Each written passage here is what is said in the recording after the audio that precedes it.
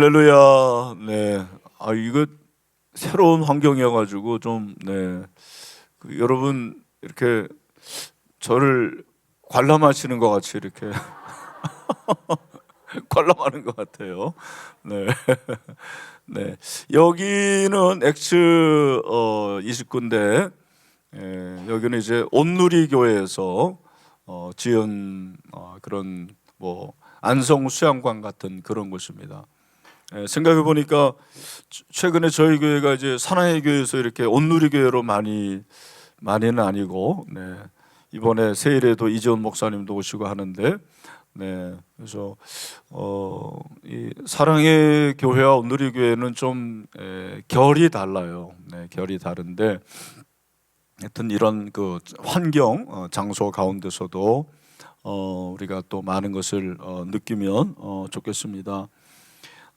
저희가 수련회, 그 목자 수련회 갔다 온 지가 꽤 오래됐죠, 그죠? 꽤 오래됐는데 진짜 오랜만에 이렇게 모임을 갖게 됐는데, 더 많은 분들이 좀 참석했으면 좋았겠다 하는 그런 아쉬움이 있습니다만, 중요한 것은 여기 있는 분들이 불을 붙이면 됩니다, 그죠? 여러분들이 불을 붙이고 코로나19로 인해서 회복될 것들이 많은데, 첫 번째가 이제 예배고, 그리고 두 번째가 저는 소그룹이라고 생각해요. 대그룹과 소그룹이 이렇게 그 회복이 돼야 됩니다. 그러려면 제가 볼 때는 여기 있는 분들이 불이 붙으면 돼요. 아멘. 우리 박문수 장로님이 작년 교육위원장인데, 또 이번에 그 모범을 보이셔가지고 김영욱 권사님이 눈이 안 좋은데도 이렇게 죽으면 죽으리라 정도는 아니고 넘어지면 넘어지리라 그래가지고 이렇게 오셨습니다. 박수 한번 하겠습니다. 그래서 여러분, 우리 오시는 분들 환영하겠습니다. 어서 오십시오. 박수 한번 하겠습니다. 감사합니다. 하여튼 1박 2일 짧은 기간이지만 여러분들이 너무 유익한 시간 됐으면 좋겠고, 많이 교제하십시오. 이번에 이제 저희가 컨셉을 가진 것은, 저는 그런 마음이 있습니다. 우리는 영적 동지다라는 거. 옆에 있는 분들, 당신은 나의 동지입니다.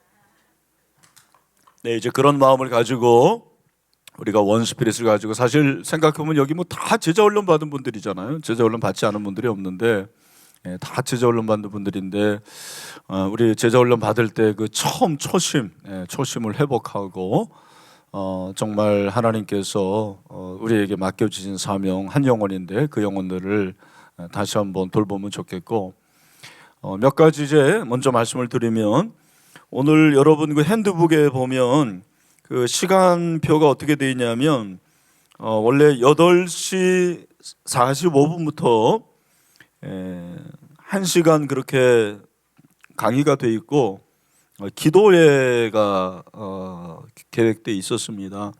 근데 저희가 좀 일찍 시작을 했고, 이번에 이제 기도회는 좀 줄이려고 하고, 좀 여러분들 교제할 수 있는 시간, 이런 시간을 가지려고 합니다. 어떻든 간에 저는 기도회까지 10시까지 끝내드리겠습니다. 10시까지. 박수를 또 이렇게 하시는 분들도 있네. 10시까지 끝내드리고, 오늘 저녁이 좀 부실하셨죠? 그래요? 부실하시든 안 하시든 간에 어떤 라면을 드시길 바랍니다. 이건 정말 몇 년에 한 번 오는 기회입니다. 그래서 밤에 여러분들이 라면 드시고, 그리고 숙소도 굉장히 좋습니다. 3인실, 4인실, 5인실 그렇게 되니까 함께 여러분들이 교제도 하시는 그런 시간도 있고, 주변도 환경이 굉장히 좋으니까 여러분들이 좀 많이 경험을 하시면 좋을 것 같습니다. 자, 먼저 이제 여러분들이 한번 보셔야 될 것은, 그 교재의 뒤쪽에 보면 그 목장 운영 원리라는 게 있습니다. 네, 요거는 제가 만든 건 아니고, 네, 이게 누가 만든, 송주성 목사님 만들었는지 하여튼, 네, 요 내용을 보시면 꼭 좀 한번 읽어보면 좋을 그런 내용들이 많이 있습니다. 그래서 큰 제목만 보면 성공적인 목장 모임이 없어서는 안 되는 세 가지 필수 요소가 말씀과 적용과 기도라 그랬고요. 그리고 이제 목원의 적극적인 참가와 성공의 비결이 안내자 역할을 하는 거다. 목자는 선생이 아니고, 그래서 뭐 잔소리 하지 말고, 네, 가르치려 하지 말라. 그리고 나눔이 자발적으로 이루어지도록 하려면 목자 자체가 낮아지면 돼요. 그 제일 중요하더라고요. 목자가 마음을 열고 그리고 목자가 그렇게 낮은 마음을 가지면 되거든요. 그리고 어떤 문제나 호소가 발생하면 신속히 다루는 거 여러분 그렇게 보시면 되고, 15페이지에 넘어가 보면 성경이 우리의 안내서고, 그래서 제가 오늘 기도합법정 성경 연구를 좀 하려고 하고, 그리고 모든 목원을 차별 없이 격려해야 됩니다. 부모가 자녀 차별하면 정말 그거 큰 상처인데, 여러분이 부모거든요. 그런 의미에서 사실 차별을 뭐 하려고 하는 건 아닌데 그런 마음이 생길 수도 있지만, 그래도 가능하면 여러분들이 차별하지 않아야 됩니다. 매사에 사랑으로 인도하자 뭐 당연하고, 그리고 분열과 논쟁이 될 수 있는 주제에 대한 토론, 항상 저는 얘기합니다. 정치 얘기는 절대로 하지 마라. 정치 얘기하지 말고, 그리고 또 아주 뜨거운 그런 이슈들은 한일 관계 뭐 이런 것도 얘기하지 마세요. 우리가 뭐 얘기한다고 되겠습니까? 네, 그런 거 얘기하지 마시고, 가능하면 덕을 세우는 그런 쪽에 관심을 가지시길 바라고요. 그리고 9번이 중요한데, 모임과 모임 사이에 목장이 안 모이는 날, 지금 5교구 같은 경우도 홀리브리지가 지난번에 한 80명 정도 그렇게 모였는데, 한 달에 한 번 모이는데 한 달에 한 번 가지고 안 되거든요, 사실. 그 사이사이에 어떻게 목자들이 정말 좋은 관계를 맺느냐, 연락하고 소통하고 이런 것들이 아주 중요하거든요. 여러분들도 마찬가지입니다. 제가 우리 교구 목사님들한테 코로나19 이후에 온라인 예배 드리고, 그리고 코로나19 이후에 이렇게 현장에 잘 안 모이는 그런 분들 명단을 받았습니다. 그 명단을 받아보니까 전체적으로 한 150명 정도 되는 것 같아요. 그 5교구가 조금 적던데, 근데 제가 지금 그 인원들을 다 전화를 하고 있습니다. 지금 전화를 다 하고 있고, 제가 전화를 해보면서 이제 느낀 거 첫 번째는, 이분들이 한 3년 동안 안 오니까요, 교회에 오는 게 너무 이상하대요. 가도 되는 거예요, 막 이렇게 얘기하고, 너무 자기가 낯설다라는 거예요. 그래서 괜찮다, 오셔라, 그렇게 말씀을 드렸는데, 여러분들이 꼭 이번 4월 9일에 정말, 그래서 제가 그렇게 얘기하는 거예요. 집사님 같이 생각하는 분들이 많다. 그런데 4월 9일에는 다 올 수 있다. 그러니까 이 4월 9일을 꼭 활용을 하고 이번 주부터 당장 오라. 그래가지고 오시겠다는 분들이 꽤 많아요 지금. 그래서 저도 하고 여러분들도 하고 교구 목사님도 이렇게 세 겹줄로 해가지고 소통하고 연락하면 하나님께서 또 회복하게 하실 줄로 믿습니다. 두 번째는 구원의 확신이 없는 분들이 참 많아요, 여러분들 중에. 제가 일부러 그 물어보거든요. 그런 분들한테 정말 집사님, 성도님, 오늘 밤에 천국에 가도, 오늘 밤에 천국에 가도가 아니지 참.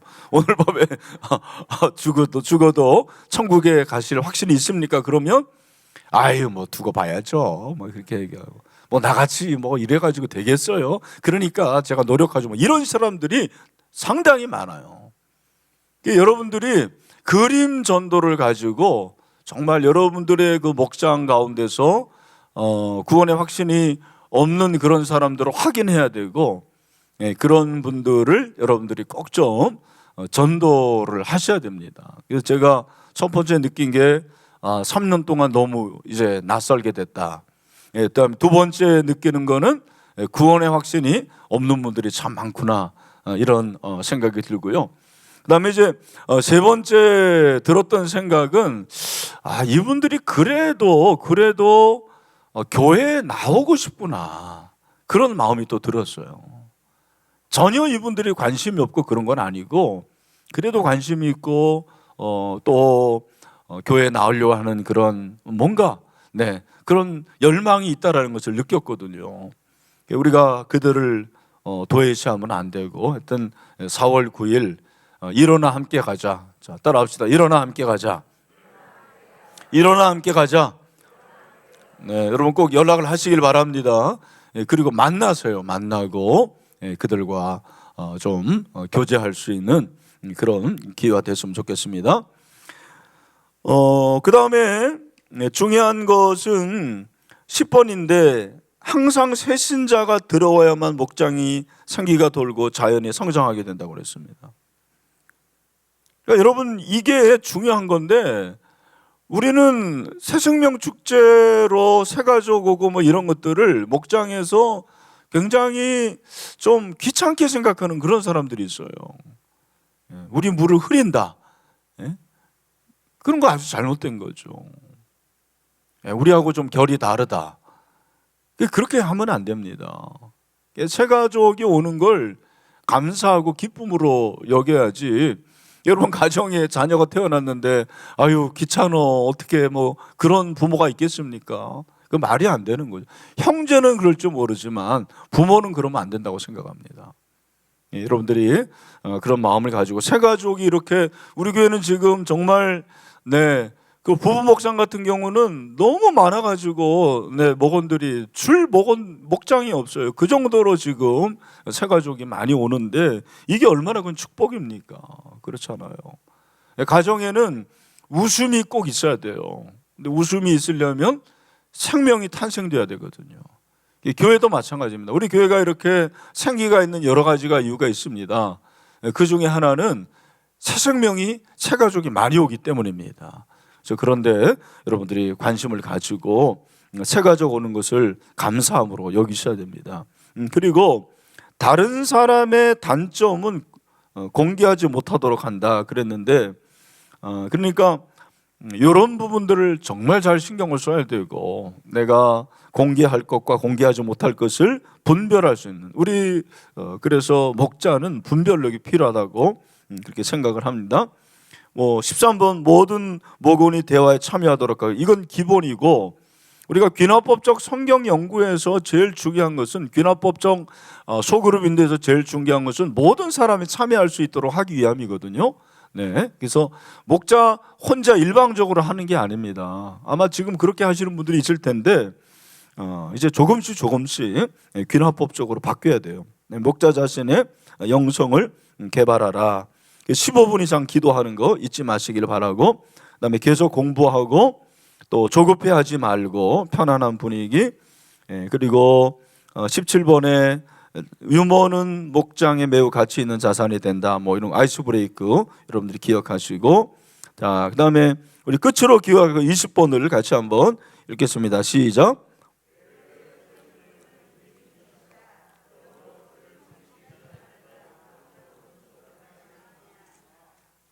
좋은 목자는 누구를 따라야 되는 거예요?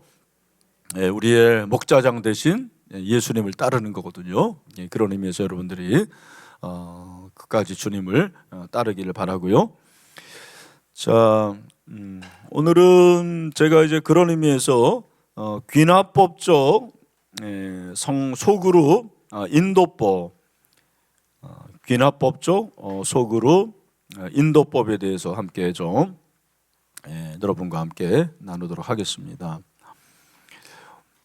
저희가 이제 귀납법적이라고 하는 것은 여러분들이 사실은 이미 익숙한 게 뭐냐면, 우리가 제자 훈련 때 제일 힘들었던 게 뭐죠? D형 큐티인데 그 D형이 뭡니까? D형이 귀납법적인 거예요. 자, 우리 D형 다 여러분 다 아실 텐데 네 가지. 첫 번째 뭐죠? 내용 관절. 두 번째는 연구와 묵상이고, 세 번째가 느낀 점이고, 네 번째가 결단과 적용. 이 네 가지인데 사실은 이 네 가지를 통해 가지고 성경을 귀납법적으로 살펴보고, 그리고 그 성경을 귀납법적으로 살펴보는 최종적인 목적은 사실은 성경의 말씀을 실천하자라는 거예요. 네. 그러니까 연역적인 그런 방법도 있지만 귀납법적인 방법을 통해 가지고 성경을 조금 더 깊이 추론해 나가고, 그리고 그 성경을 통해서 나에게 말씀하시는 것을 나의 삶에 이렇게 잘 적용해 보자. 그게 바로 귀납법적이라는 거예요. 사실 귀납법적이라는 이 말을 잘 사용하지 않기 때문에 좀 어려울 수도 있지만, 귀납법 성경 연구의 목표는 본문을 주의 깊게 읽고 본문을 향해 적절한 질문을 던지는 법을 배우는 것이다 그랬거든요. 그러니까 여러분들이 이 귀납법적인 성경 연구는, 또 소그룹 인도법은 내가 먼저 성경을 좀 그렇게 볼 줄 아는 눈이 있어야 되고, 그런 눈을 가지고 목원들에게 질문을 해보는 거예요. 그 질문을 통해서 서로 대화하고 그 대화를 통해서 배우는 거예요. 그냥 정답을 맞추는 게 아니고, 그냥 뭐 예수님이 몇 명을 먹였나요? 5천 명이요. 그거는 초등부 때 하는 거죠. 그게 아니고 예수님이 5천 명을 먹이셨을 때의 그 의미가 무엇일까요? 그리고 그걸 통해서 나에게 말씀하시는 것이 무엇일까요? 그러니까 연역적인 것은 그렇게 공부를 하는 거예요. 예수님이 어디에서 5천 명을 먹였죠? 벳세다 광야예요. 네, 맞습니다. 그게 아니고 예수님이 벳세다 광야에서 5천 명을 먹이신 사건과 칠병이어로 거라사인 지방, 네, 그죠? 그리고 대가볼리죠. 죄송합니다. 대가볼리에서 먹이신 사건은 다르다고 그랬어요. 제가. 그래서 오병이어는 대상이 누구라고 그랬습니까? 유대인이죠. 그렇죠. 그러나 대가볼리는 뭐예요? 대상이 이방인. 그렇죠. 그게 다른 거잖아요. 그런 식으로 그냥 눈으로 딱 봐서 그냥 답이 나오는 그런 공부가 아니고 한 단계 더 나아가서 그것이 가르쳐주는 의미가 뭐고, 그것을 통해서 내가 어떤 느낌이 들고, 그 느낌을 통해서 받은 은혜를 내 삶에 어떻게 살아낼 것인가 하는 이런 것들이 D형 큐티일 뿐만 아니라 그것이 성경 공부로 나에게 그렇게 되고, 그리고 소그룹 인도 때도 그렇게 하자라는 거예요. 그죠? 그래서 우리가 D형을 공부했기 때문에, D형 큐티를 공부했기 때문에 귀납법적 성경 연구가 그렇게 어렵지 않습니다. 제가 지금 우리 17기 또 16기 남성 제자 훈련 하고 있는데 정말 잘합니다. 잘하고, 이런 것들이 조금만 여러분들이 계속 이어지면 설교도 할 수 있는 거예요. 우리 장로님들이 설교를 잘 하십니다. 이유가 뭐냐면 D형을 했기 때문에 얼마든지 그게 이제 가능하거든요. 여러분들이 이제 그런 마음을 가지고 이 귀납법적 성경 연구를 보셔야 되는데, 그냥 연역이라는 것은 쉽게 말하면 제가 지금 이렇게 하는 게 연역적인 방법이에요. 그냥 일대 다로 해서 강의하고 주입식을 하고, 왜냐하면 이 강의나 이런 곳에서는 질문이 들어올 수가 없어요. 그죠? 그냥 내가 일방적으로 가르치는 거기 때문에 여러분들이 그걸 받아들이는 거예요. 그러나 귀납법적이라는 것은 목사님 근데 왜 귀납법적인 공부를 해야 되죠? 왜 우리가 그렇게 해야 되죠? 하는 이런 여러 가지 서로 대화하고 나누고 하는, 이것이 이제 사실 귀납법적인 그런 방법이거든요. 일반적으로 이제 연역법이라 할 때 이미 알고 있는 내용을 확인하려는 자세입니다. 이미 알고 있는 거예요. 5천 명을 먹이셨다. 12강주리가 남았다. 그 정도로 끝나는 겁니다. 그러니까 이거는 결론을 딱 도출해 내려요. 일단 결론이 먼저 나오는 거예요. 하나님은 사랑이십니다. 하나님은 사랑이십니다. 근데 귀납적인 것은 하나님이 사랑입니다가 먼저 나오는 게 아니고 하나님이 아들을 우리에게 주셨습니다. 사랑이란 말은 안 나오잖아요. 하나님이 이스라엘 백성들을 40년 동안 먹여주셨습니다. 하나님이 천국 가는 그날까지 우리와 함께 하실 겁니다. 이게 다 하나님의 사랑 아닙니까? 그러므로 하나님은 사랑이십니다. 이게 이제 귀납법적이라는 거예요. 내가 말하려는 결론을 먼저 도출해내는 게 아니고 어떤 사건을 어떤 몇몇 가지 사실들을 통해서 결론이 도출해내는 것이 그것이 바로 귀납법적이에요. 그래서 연역은 어떤 것을 내가 알고 있는 것을 증명하는 거. 그래서 모든 사람은 죽습니다. 소크라테스는 사람입니다. 그러므로 소크라테스는 죽는다. 이렇게 되는 거죠. 그다음에 귀납법적이라는 것은 소크라테스도 죽었고 공자도 죽었고, 그죠? 소크라테스, 공자, 석가는 사람이다. 그러므로 모든 사람은 죽습니다. 이런 것이 바로 귀납법적이라는 거예요. 그러니까 귀납적이라는 것은 개개의 사실에서 결론에 이르는 거예요. 기초적인 사실에서 결론으로 향하는 그런 추론이라는 말이 좀 어려운데, 추론이라는 것은 사전적 정의는 어떤 일을 이치에 따라 미루어 생각하고 그리고 논하는 것, 이것이 바로 추론인데, 어떤 그 이치를 계속 생각하면서 그 개개의 사실 가운데서 결론을 도출해 나가는, 그것이 바로 귀납법적인 방법이라는 것입니다. 그래서 우리가 이 귀납법적인 성경의 원리를 일반적으로 말할 때는 그냥 관찰, 해석, 적용이다 이렇게 하시면 돼요. 관찰, 해석, 적용. 이 관찰이라는 것은 DMQT에서 우리가 내용 관찰일 때 제일 중요한 게 뭐라고 그랬어요? 읽는 거라고 그랬어요. 그렇지? 읽어라. 몇 번 읽으라고 그랬어요? 100번 읽으라고 그랬잖아요. 근데 여러분 100번 읽어요? 안 읽죠. 설교자인 저도 100번 읽기 어렵습니다. 왜 읽어야 되냐면 질문하기 위한 거예요. 사실은 질문을 만들어내기 위해서 질문하는 거예요. 읽는 거예요. 관찰이라는 것은 저자가 본문에서 말하는 객관적인 사실이나 의도를 발견하는 것인데, 이를 위해서 여러 번 반복해서 읽고 또 읽어서 본문의 내용을 자세하고 정확하게 살피는 작업이다.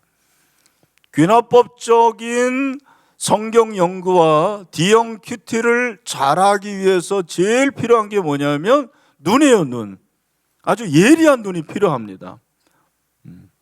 그래서 이거 본문이 있는데 우리가 이미 제가 말씀드렸는데 하나님이 나에게 주시는 사랑의 편지라고 생각하면서 읽으라 그랬고, 그리고 이제 DMQT에서 제가 이미 이건 좀 말씀드렸기 때문에 얘기한 건 빨리빨리 지나갈게요. 강조되는 거 주목하고 육하 원칙에 따라 본문을 살피고, 그 다음에 문맥을 따라 전체 그림을 이해하고 뭐 접속사, 지시대명사 이런 거 다 말씀을 드렸고, 오늘은 주로 이제 실습해보고 그렇게 할 테니까 여러분들이 뭐 이미 알고 있는 것은 빨리빨리 넘어갑시다. 그래서 관찰은 눈이 필요하거든요. 눈이. 그래서 이 내용이 어떤 건지를 여러분들이 발견을 하는 거고, 그리고 이제 해석을 하는 관찰, 해석, 적용.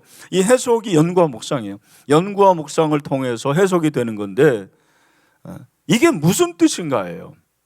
자, 그러니까 관찰은 이게 무슨 내용이지라는 게 질문입니다. 이게 무슨 내용이지 지금? 예수님이 떡 7개 하고 그리고 물고기 2마리로 몇 명을 먹인 거지? 그리고 몇 광죽이나 남은 거지? 근데 여기서 예수님이 뭘 말씀하시는 거지? 그죠? 그런 걸 얘기하고, 해석은 이게 무슨 뜻인가, 어떤 의미인가를 우리가 발견해내는 것입니다. 그래서 해석은 내용 관찰보다 더 구체적이고 세밀하게 본문을 대하는 과정이고요. 그리고 단어, 구절 이런 것들을 해석하는 내가 모르면 쉬운 성경을 찾아보고 그것이 안 되면 주석을 찾아보라 그렇게 했습니다. IBP 주석을 우리 지금 요즘에 훈련생들은 구입해서 도움을 얻고 있습니다. 여기서 이제 제가 말씀드리지만 네이버를 함부로 그렇게 참고하면 안 돼요. 네이버는 절대로 여러분 위험합니다. 가능하면 주석을 여러분들이 하나 사세요. 하나 사가지고 이게 뭐 평생 쓸 수 있는 거니까 여러분들이 그렇게 이용을 하면 좋겠고, 그다음에 본문이 전달하는 여러 가지 의미와 교훈들을 찾고 모으는 과정이고, 그리고 왜라는 질문을 제일 중요하잖아요. 왜라는 질문. 유대인들의 교육은 질문 교육이잖아요. 학교 갔다 온 자녀에게 오늘 선생님이 너 뭐라고 얘기했냐? 너 시험 몇 점 맞았어? 이런 거 절대로 안 물어. 절대로는 아니겠지. 근데 우리 주로 그렇게 물어보는데 유대인들 부모들은 뭐를 물어보는 거예요? 오늘 너 선생님에게 뭘 질문했냐? 질문이 중요하다라는 거예요. 질문이 그렇게 중요한 거예요. 우리가 사랑을 할 때 질문이 되는 거예요. 내가 내 사랑하는 애인에게 편지를 받았을 때 얼마나 열심히 읽습니까? 마르고 닳도록 읽잖아요. 그리고 이게 무슨 의미지? 뭘 말하는 걸까? 여러분 다 뭐 그런 경험이 있으신지 모르겠는데 성경을 그렇게 지금 보는 거죠. 이게 뭐지? 이게 뭘 의미하는 거지? 왜라는 질문. 근데 이제 해석의 원리는 이건 조금 이제 전문적인 거지만 일반적으로 가장 첫 번째는 문법적 역사적인 접근 방식을 따라 해석을 해야 돼요. 그래서 여러분들에게 이제 필요한 게 주석이라든지 아니면 지도가 좀 필요해. 지도. 대가볼리가 언제인지 벳세다가 어딘지 아는 거하고 모르는 거 천지 차이입니다. 저는 꼭 여러분들이 지도는 살펴보라. 네이버의 지도는 뭐 그거는 부인할 수가 없는 거니까, 그죠?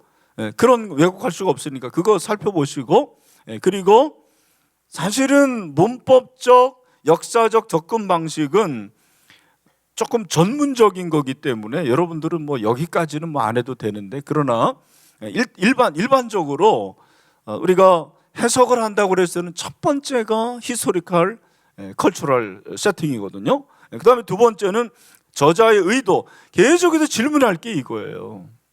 마가가 뭘 말하는 거냐. 계속 제가 이제 그거 질문하죠. 뭐 마가가 우리가 이제 다음 조금 있으면 누룩에 대해서 얘기할 텐데 왜 예수님이 누룩이라는 걸 말씀하셨고 마가가 이것을 기록한 목적이 뭘까? 그죠? 이것이 오병이어 칠병이어와 무슨 연관이 있을까? 계속 제가 질문하는 거예요. 질문하고 묵상하고 또 주석도 찾아보고 그러다 보면 이제 주님이 나에게 말씀하시는 거 딱 있는데 그걸 가지고 이제 성경을 설교를 하는 거죠. 그 다음에 가장 근접한 의미, 그래서 3번에 그 해석에 도움이 되는 자료들이 있잖아요. 관주, 성경 주석, 다른 번역, 그리고 성경 사전, 그 다음에 이제 성경 지도, 거기 성경 지도가 너무나도 중요하다고 저는 생각을 해요. 이런 것들은 여러분들이 뭐 사실 뭐 설교자가 아니기 때문에 다 갖출 수는 없지만 그러나 여러분들이 필요한 대로 적어도 쉬운 성경 하나, 그리고 다른 건 몰라도 IBP 주석은 하나 좀 구입하면 그게 66권이 다 돼 있고요. 굉장히 인사이트가 많습니다. 저도 가끔 찾아보는데 여러분들이 D형 큐티를 좀 깊게 하는데 굉장히 도움이 됩니다. 사실 우리가 성경을 읽으면서 모르는 내용들이 있어요, 없어요? 많죠. 맞습니다. 그게 답이에요. 많아요. 저도 그래요.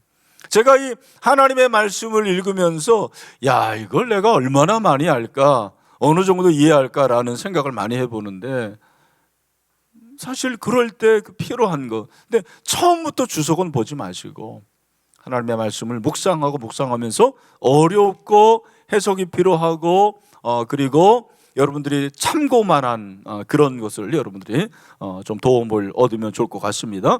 그래서 오늘은 이제 해석 실습을 좀 해보려고 하는데 이미 우리가 그 설교를 들은 내용을 가지고 한번 해보려고 합니다. 그래서 먼저 제가 한 10분 정도 드릴 테니까 요 1번, 2번, 3번, 4번을 해보시고 그리고 두 분씩 이렇게 세 분은 너무 많은 것 같습니다. 두 분씩 서로 좀 나누는 그런 시간을 갖도록 합시다.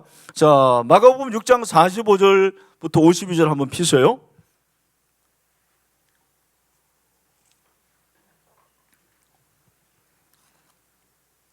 마가복음 6장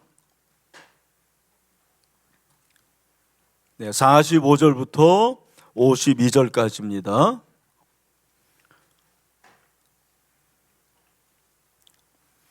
네, 몇 주 전에 제가 몇 주 전에 설교한 내용입니다.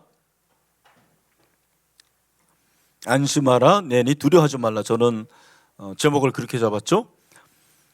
자, 45절부터 52절까지 먼저 저 여러분하고 한번 교독을 합시다. 예수께서 즉시 제자들을 재촉하사 자기가 무리를 보낸 동안에 배 타고 앞서 건너편 벳세다로 가게 하시고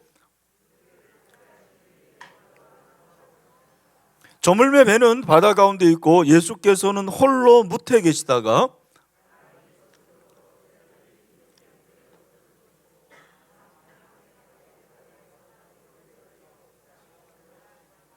제자들이 그가 바다 위로 걸어오심을 보고 유령인가 하여 소리 지르니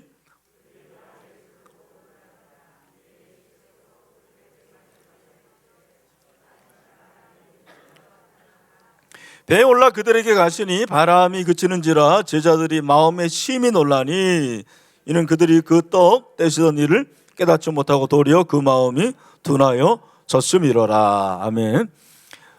네 가지 질문을 했습니다. 첫 번째, 예수님은 오병의 기적을 행하신 후 기도하러 산으로 가셨다는 사실이 우리에게 주는 의미가 무엇일까? 두 번째, 제자들이 배를 저어 가는데 예수님이 밤 사경쯤에 찾아오신 이유는 무엇일까? 예수님은 제자들이 오시다가 지나가려 하셨다. 48절에서 이것이 무엇을 의미할까? 참고를 제가 아예 했어요. 참고를 거기에 드렸으니까 찾아보시면 되겠고. 네 번째, 제자들이 예수님이 바다 위로 걸으실 때 놀랐던 것 50절과 배에 오르셨을 때의 바람이 그치자 놀랐을 때의 놀람의 차이는 무엇인가? 이렇게 네 가지 질문을 제가 드렸습니다. 그래서 여러분들이 한번 한 10분 정도 답을 다시길 바랍니다. 컨닝하지 마십시오. 그냥 여러분들 정도는 뭐 설교도 들었고 다 지식이 있으니까 얼마든지 하실 수 있을 것 같습니다. 일단 지금 8시 40분이니까 8시 50분까지 제가 시간을 드리겠습니다. 여러분들이 한번 답을 다십시오. 기도도 한번 하시면서 하나님께서 어떤 의미를 주시는지 한번 답을 다십시오.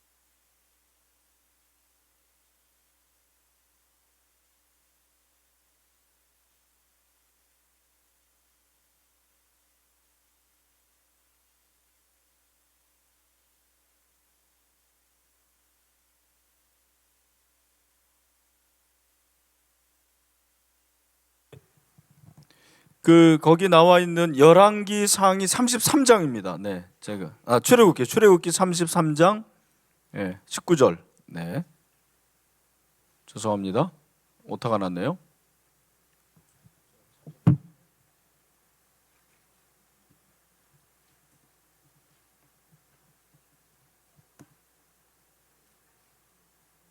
네, 33장입니다.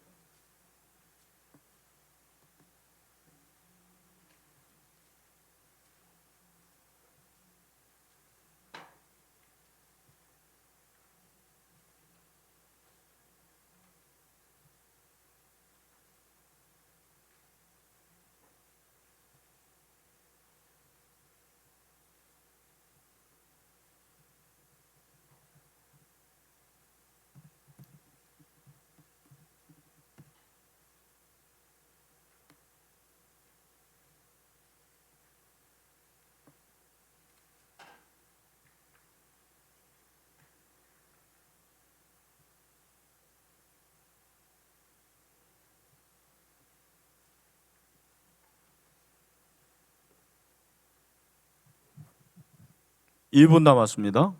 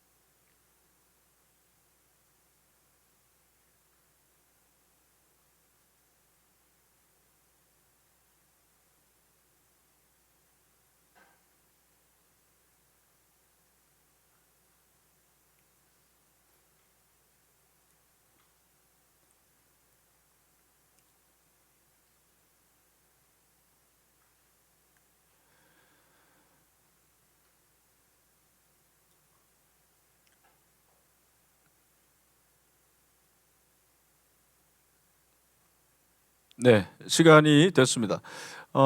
이제 두 분씩 좀 짝을 지셔 가지고요. 짝이 없는 분들은 찾아가시기를 바라고.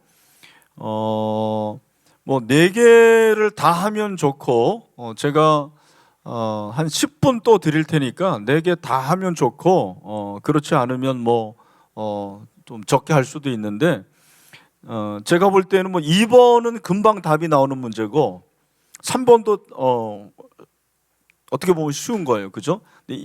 1번하고 뭐 4번 정도가 어려운데 하여튼 여러분들이 그렇게 옆에 있는 분들은 어떤 생각을 했는지 어떤 해석을 했는지 한번 서로에게 확인을 해보시길 바랍니다. 자, 시작하겠습니다. 두 분씩. 네, 짝이 없는 분들은 빨리 짝죠. 네, 네.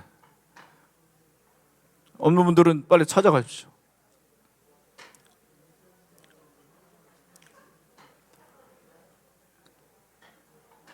저 백경근 집사님 없네. 저기 네. 임성호 장로님 저기 혼자 계세요. 저쪽 끝에. 저 끝에.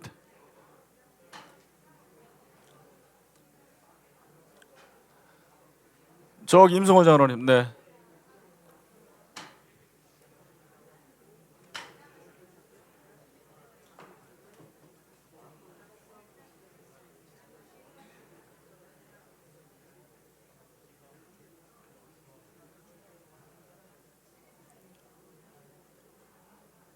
오민규 집사님은 네.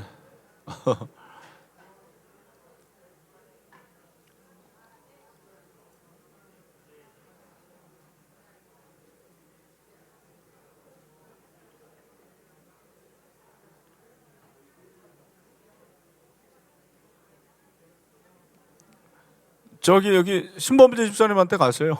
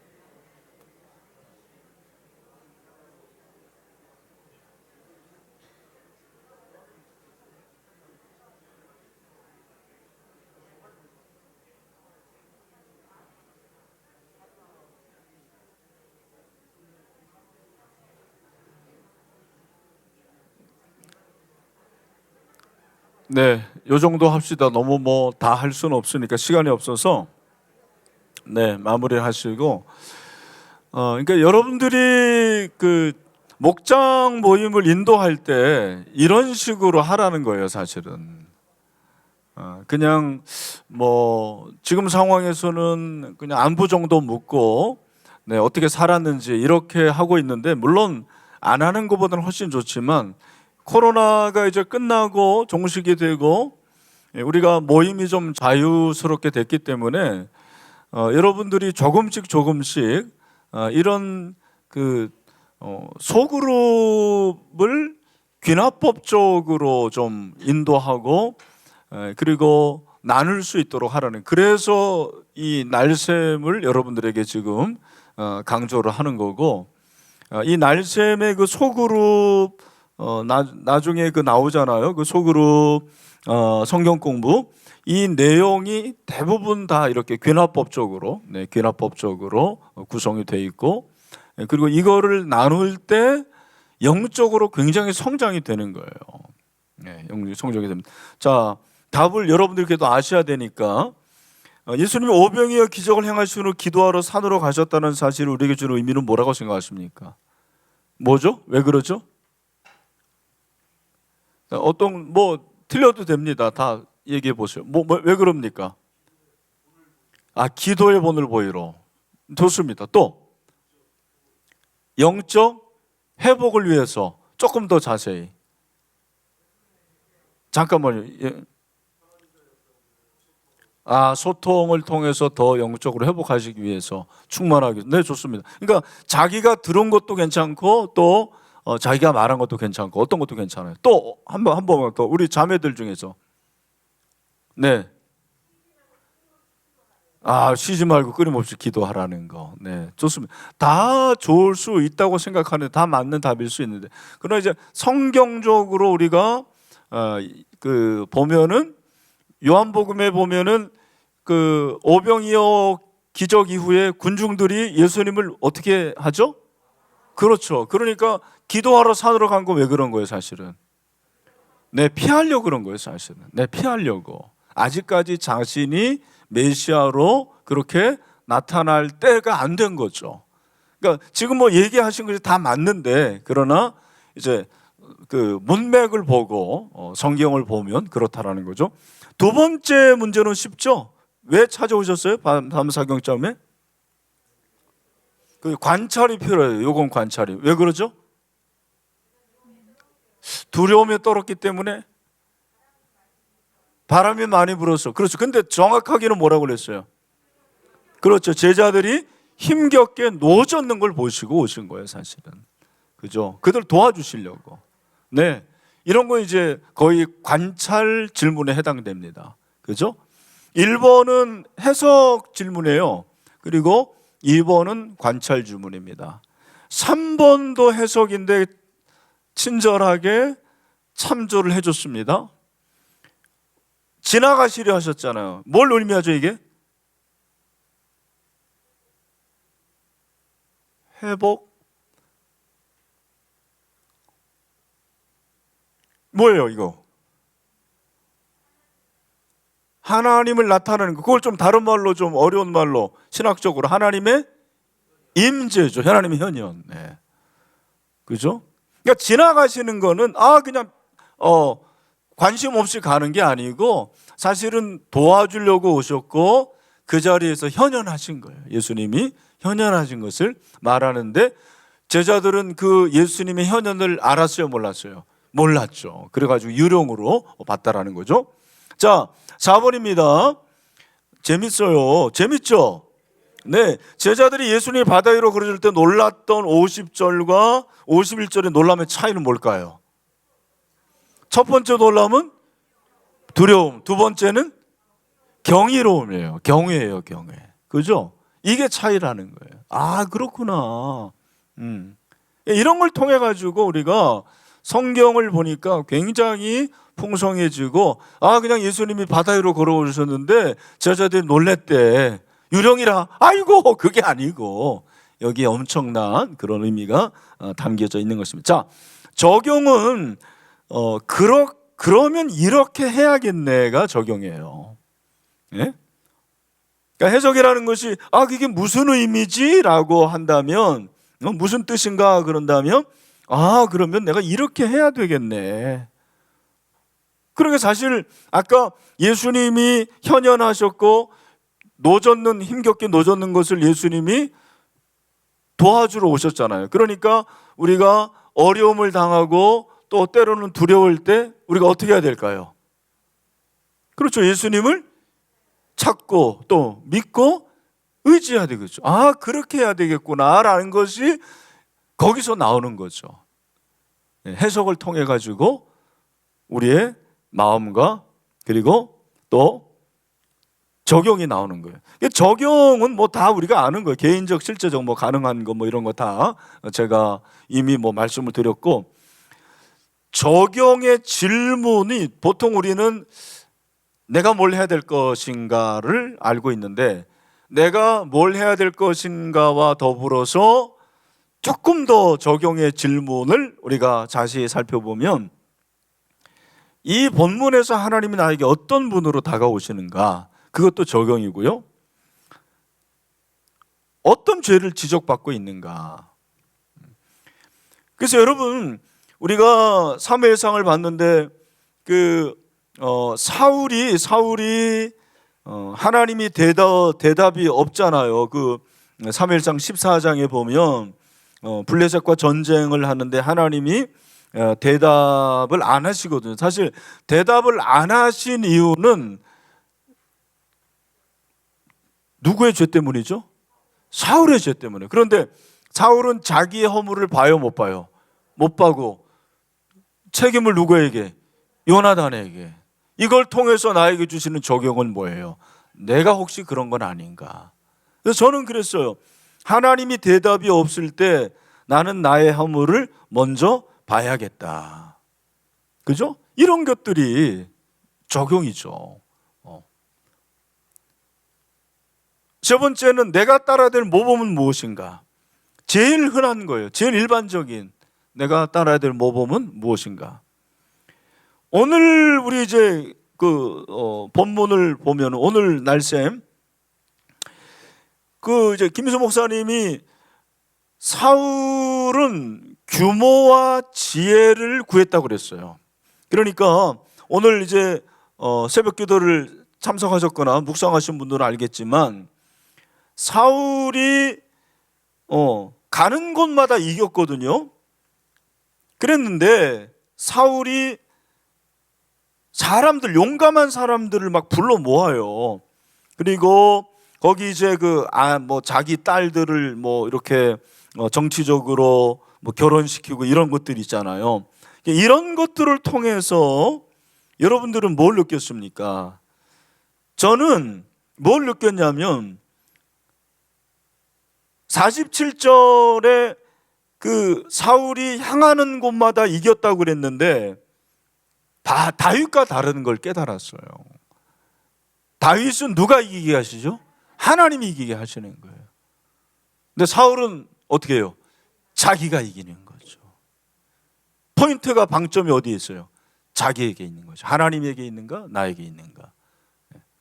그러니까 사울은 규모, 그 다음에 어떤 세상적인 방법, 지혜, 이런 것들을 추구하는 사람이었다라는 거죠. 하나님을 추구하는 사람이 아니었어요. 이런 것들, 그죠? 그래서 나는 과연 누가 내 인생을 승리하게 하는가? 내가 내 힘으로 하는. 난 참 오늘 이걸 통해 가지고도 제 자신을 돌아볼 수가 있었습니다. 그래서 모범을 생각해보고, 그다음에 나를 위한 명령이나 충고가 경고가 있는가? 또 어떤 격려와 위로를 주는구나. 안심하라, 너희 두려워하지 말라. 주님이 나에게 위로해 주시고 격려해 주신 것을 나는 느꼈다. 내가 지금 이렇게 재정적인 문제, 신용카드 막아야 되고 여러 가지 문제 있는데 주님께서 위로해 주신다. 이런 걸 우리가 알 수가 있는 거죠. 그다음에 하나님을 찬양하고 감사하고 싶은 내용은 없는가? 제가 요즘에 정말 하나님을 기대하는 그런 것을 통해 가지고 하나님 놀랍게 역사하시는 거예요. 제가 최근에도 이제 감사하고 싶은 게, 제가 한 2주 전에 금천구청에 갔었는데 인감대로, 하여튼 인감을 많이 때려요 나한테. 그래가지고 인감대로 자주 가는데 거기에 우리 교인인데 한 몇 년 동안 못 본 60대의 남성이 계셨어요. 이분이 너무 오랜만이어가지고 내가 반갑게 이렇게 인사를 했는데 이분도 이제 저한테 인사를 하고, 어떻게 왔냐니까 이분이 원래 이제 요리사 출신인데 60이 넘으면은 받아주는 데가 없어요. 그래가지고는 직업을 찾고, 그리고 차상이 이렇게 해가지고 구청에서 하는 거 있잖아요. 네, 그거 신청하러 왔다라는 거. 그러시냐고. 꼭 이번 주에 교회 오시라고. 네, 그랬는데 왔을까요, 안 왔을까요? 왔죠. 믿음이 좋으시네. 그 전날, 전전날인가 밤 10시에 전화해가지고 나는 또 술 드시고 저한테 전화한 거예요. 외롭다고. 그리고 자기 형을 찾아갔는데 형이 자기를 거들떠보지도 않는다고 그러더라고요. 예. 그래서 내가 이렇게 살아도 되겠냐고. 그 이제 주일날 오셨길래 제가 너무 반갑게 그렇게 하고 이제 SOS 긴급구호 해드리고, 그리고 제가 새가족 환영실로 오시라고 해가지고 식사했습니다. 근데 보니까 구원의 확신이 없는 것 같아요. 제가 우리 새가족 우리 김원혜 권사님한테 그 그림 그거 가져라, 책 가져라 그랬어요. 그래가지고 제가 그림 전도를 했습니다. 근데 이분이 그 이제 10개 나오잖아요. 10개 그 하나님의 원래 오리지널 디자인. 제일 먼저 뭐가 나오죠? 기쁨부터 나오죠. 뭐 기쁨, 번영, 자유, 그다음에 사랑 해가지고 영상까지 있는데 이 중에 몇 가지에 해당합니까? 그랬더니 이분이 하나도 해당이 안 됩니다. 그러는 거예요. 예. 하나도 해당이 안 된다. 그래서 제가 이제 설명하고, 그리고 어디에 가고 싶으냐니까 천국에 가고 싶대요. 그러면서 결심 기도를 따라하는데 이분이 따라하지를 못하고 그렇게 우는 거예요. 그냥 너무너무 우는 거예요. 저도 울고 제 아내도 울고 자기는 너무 정말 없이 살았대요. 참 이런 걸 보면서 하나님께서 지금 찾고 있는 영혼들이 너무 많은 것 같아요. 보니까 하나님이 분명히 기대하시는 바가 있습니다. 우리 신일교회를 통해서 일하실 것을 기대하십니다. 여러분들이 그 일을 하시면 되는 거예요. 그 일을 하면 되는 거예요. 늘 저는 얼마나 감사한지 모르겠어요. 또 나를 위한 약속이 있는가? 또 내가 간구해야 될 것이 무엇인가? 자, 이제 귀납법도 소그룹 인도법을 좀 하고 마무리를 하죠. 귀납법도 소그룹 인도법의 제일 중요한 건 뭐다? 경청이에요. 경청. 여러분이 가르치려 하지 말고 들으려 해야 돼요. 우리 목원이 무슨 생각을 하는지, 우리 목원이 무엇을 말하려고 하는지, 이런 것들을 여러분들이 그래서 제일 훌륭한 리더의 자격이 뭐냐면 뭐다? 경청. 따라합시다. 경청. 경청하는 지도자의 특징은 세 가지인데, 첫 번째는 공감입니다. 공감을 잘해야 돼요. 예수님은 공감을 잘했어요. 그죠? 두 번째는 용납입니다. 자신들의 솔직한 모습은 그대로 드러나게 해주는 거예요. 담배 핀다고 그래도 아유 진짜 담배도 펴가지고 그러지 말고, 뭐 그렇다고 우리가 뭐 흡연실 만들 거 뭐 그럴 수는 없는데, 그 분당에 어떤 교회는 흡연실도 있대잖아요. 우리가 흡연실 만들면 여러분 어떻게 생각하세요? 당회에서 허락할까요? 안 할 것 같아요. 근데 그 만나 교회는 있다고 그러더라고요. 그 김병선 목사님 교회는 흡연실이 있대요. 용납해줘야 돼요. 나만 의로운 게 아니거든. 세 번째, 진실성. 상대방으로 하여금 자신의 내적인 경험을 털어놓고요. 그리고 정말 중요한 게 뭐냐, 상대방의 패러다임에서 들어야 돼요. 어린아이가 말하면 어린아이의 수준으로 들어야 돼요. 마찬가지로 여러분, 여러분의 목원이 영적으로 미성숙한데 그 수준에서 들어야죠. 여러분의 수준으로 들면 안 돼요. 항상 내가 낮추고 그 사람의 패러다임에서 들고, 결국 경청은 기술이 아니라 뭐예요? 관심이에요. 관심. 그 사람에 대해서 내가 얼마나 관심을 가지고 사랑하느냐가 경청의 중요한 것입니다. 대부분 제가 말합니다만 남성들이 경청을 잘 안 해요. 남편들이 경청 안 하고.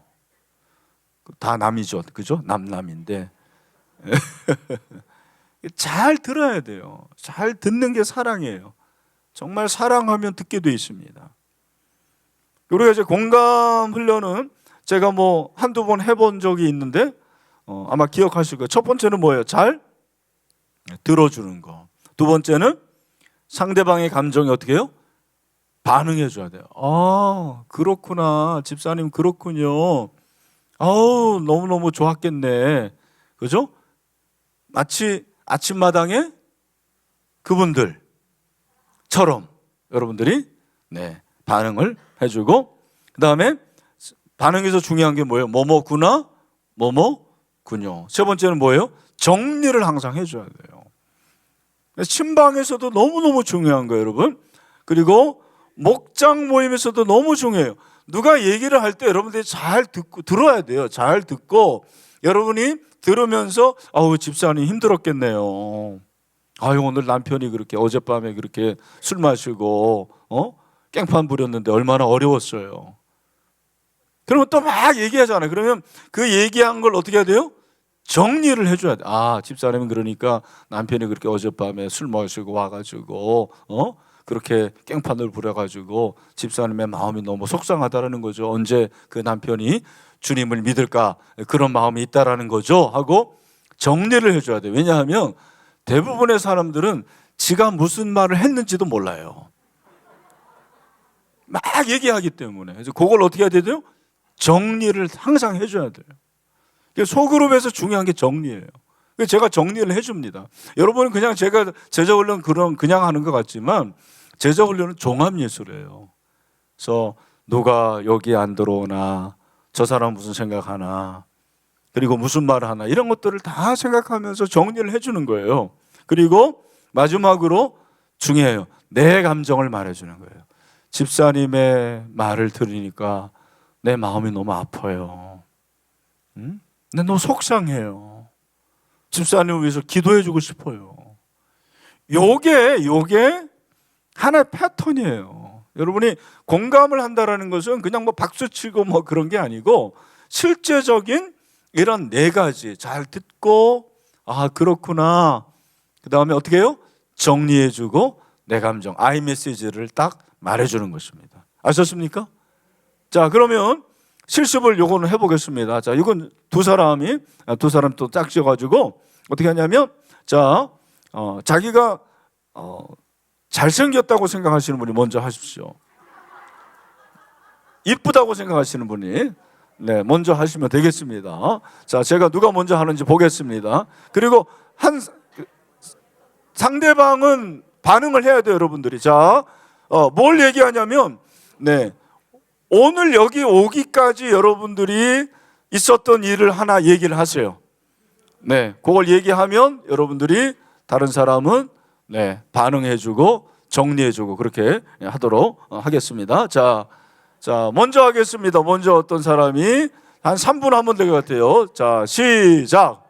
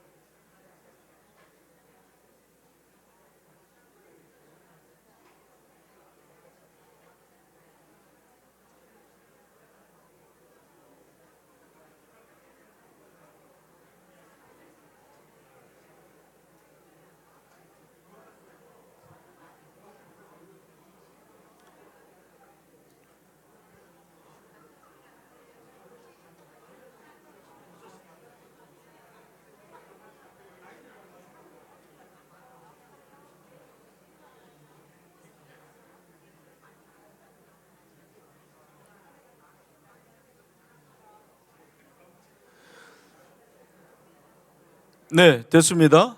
이제 체인지입니다. 네, 겸손하신 분들이 할 차례입니다, 이제.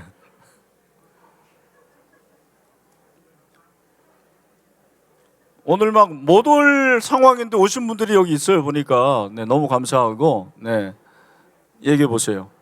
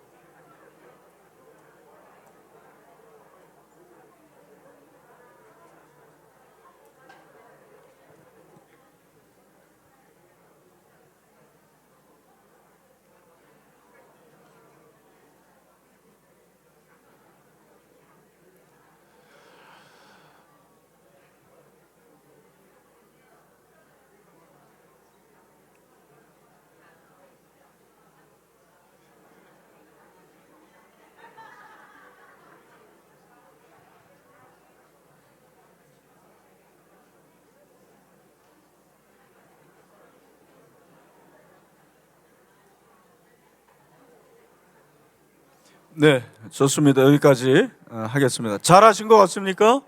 네, 좋습니다.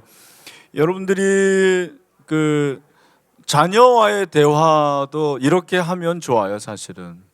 잘 안 되죠. 잘 안 되지만 가능하면 노력하고, 네, 조금씩 좋아지는 거예요. 금방 좋아지는 건 아니고. 좋습니다. 마지막으로 이제 질문인데, 이 질문은 여러분은 그렇게 많이 해당은 안 되는 게 이미 나와 있는 질문을 가지고 교재를 하기 때문에, 교재를 이렇게 쓰기 때문에 그렇게 뭐 크게 다가오지는 않을 텐데, 그래도 이제 제가 여러분에게 좀 얘기하고 싶은 것은, 일단 답은 좀 답시다. 좋은 질문의 조건은 명료해야 되고, 공부 내용과 연관을 가져야 됩니다. 토의에 자극을 줄 수 있어야 되고 개방적이어야 됩니다. 이런 것들은 꼭 소그룹이 아니어도 여러분들이 뭐 그 회사에서도 그렇고 어떤 사람과 관계에서도 굉장히 유익이 되는 거고요. 그러니까 좋은 질문은 열린 질문을 많이 하라는 거예요. 닫힌 질문은 답이 하나인 거.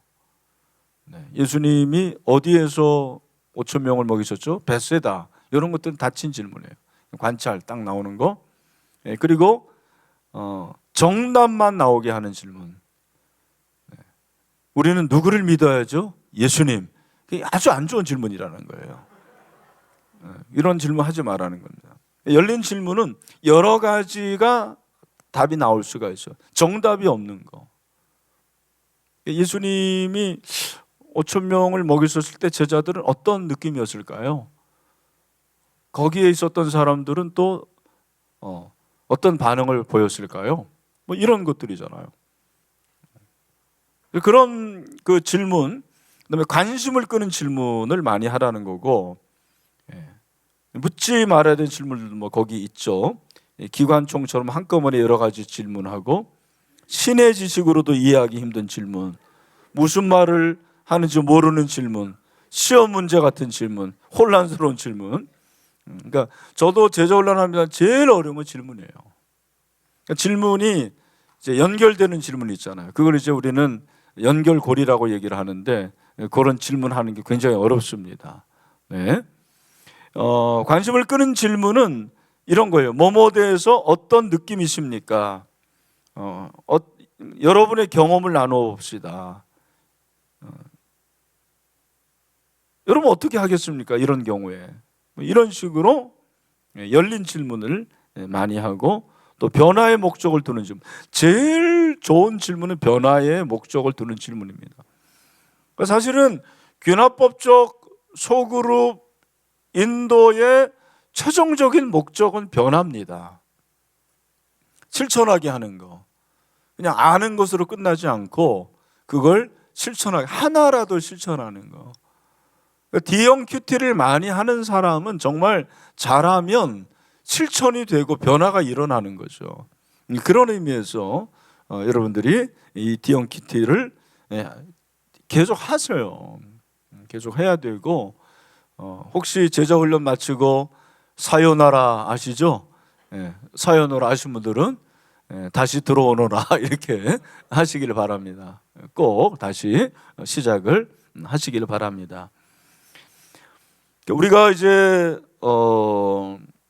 맺는 말로 저는 당신은 훌륭하고 탁월한 소그룹 지도자가 될 수 있다. 수도관인가 나무인가 그랬는데, 그냥 뭐 관이 있어가지고 물만 흐르는 게 아니고, 나무도 그 뿌리가 땅 속에 있어서 물을 다 빨아들이는데, 그 나무는 열매를 맺거든요.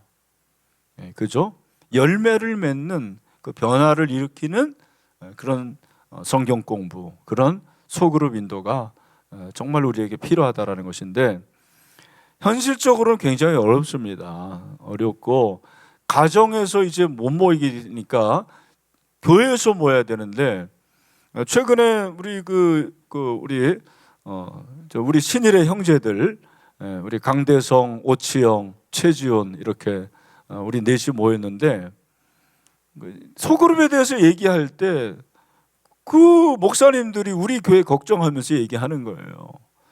소그룹 이제 가정에서 못 모이는데 그 소그룹 룸을 좀 만들어줘야 되지 않겠습니까?